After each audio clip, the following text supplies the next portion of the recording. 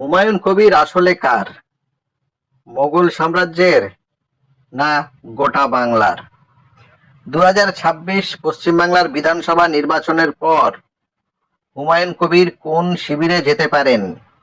BJP, Trinamool, নাকি নিজে স্বতন্ত্র থাকবেন? শেষ পর্যন্ত কোনো একটি বড় দলের সঙ্গে যুক্ত হয়ে গোটা বাংলাকে বুড়ো আঙুল দেখাবেন না তো? আপনি যদি আলোকপাত করেন হুমায়ুন কবিরের রাজনৈতিক জীবনের দিকে, তাহলে আপনার প্রথমে নজরে আসবে যেদিকে বৃষ্টির জল পড়েছে সেদিকেই ছাতা বাড়িয়ে দিয়েছেন হুমায়ুন কবির। কিছুটা নীতিহীন রাজনীতি, পরিস্থিতি অনুযায়ী রাজনীতির অবস্থান বদলেছে। জন্ম তার কংগ্রেসের গহ্বরে, অধীর চৌধুরী প্রণব মুখার্জির হাত ধরে রাজনীতিতে প্রবেশ এবং উত্থান। উত্তরবঙ্গে বিশেষ করে মালদা মুর্শিদাবাদের গড় হিসেবে পরিচিত ছিল কংগ্রেসের। কংগ্রেসের ভাঙন ধরার পর তৃণমূলের উত্থান ঘটে। হুমায়ুন কবির যথারীতি কংগ্রেস ছেড়ে যোগ দেন তৃণমূল কংগ্রেসে। ভাঙন পরিষ্কার হয়ে যায়। এক দশক আগে হুমায়ুন কবিরের তৃণমূলে যোগদানের পর বিষয়টি স্পষ্ট হয়ে যায়।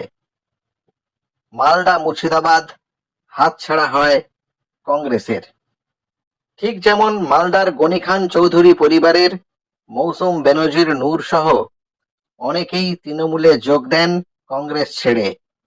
তখনই কংগ্রেসের কফিনে শেষ পেরেক পড়ে এই দুটি জেলায়।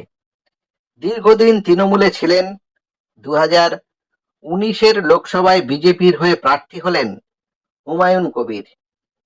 সম্পূর্ণ 180 ডিগ্রি ভোল বদল। সেই হুমায়ুন কবির আবার তৃণমূলে ফিরলেন 2024-এর লোকসভা ভোটে।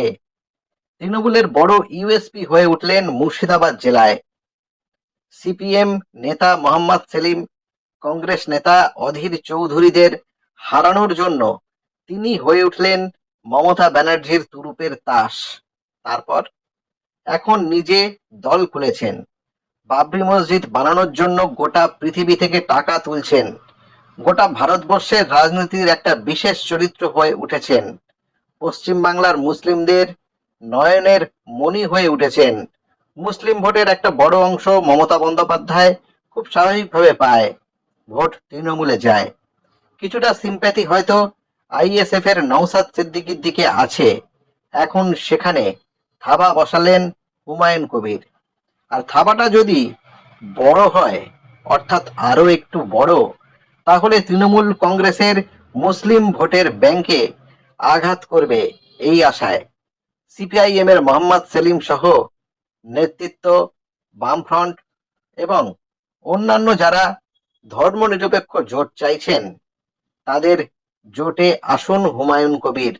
বিজেপি বনাম তৃণমূলের চিরপরিচিত লড়াইয়ের বাইরে বাংলার ভোট রাজনীতিতে নতুন সমীকরণ তৈরি হওয়ার যে সম্ভাবনা তৈরি হয়েছে, তার কেন্দ্রে কিন্তু অবস্থান করছেন হুমায়ুন কবির। অন্যান্য দলগুলো এই বিষয়টা যথেষ্ট বুঝতে পারছে। হুমায়ুন কবির নিজেও কিন্তু বুঝছেন। অতীতের মতো পরিস্থিতির দিকে নজর রেখে যেদিকে জল সেদিকে ছাতা ধরার সিদ্ধান্ত ভোটের পর নেবেন না তো? কথায় কথায় বলেছেন কিন্তু তৃণমূলকে হারাতে বিজেপি যদি পাশে আসে তো নেওয়া হবে তাকেও। তিনি কি চাইছেন? বিশ্ববিধাতাও বোধহয় কনফিউজড। বাংলার মানুষ যদি কনফিউজ থেকে থাকে, তাহলে এবারের আসন্ন ভোটে এই তৃণমূল বনাম বিজেপি হবে, হুমায়ুন কোনো ফুল ফোটাতে আদৌ পারবেন কিনা তা কিন্তু এখনই বলা সম্ভব হচ্ছে না।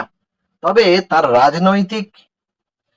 তার রাজনৈতিক চরিত্রকে আরো সাফ সুতর করার প্রয়োজন আছে।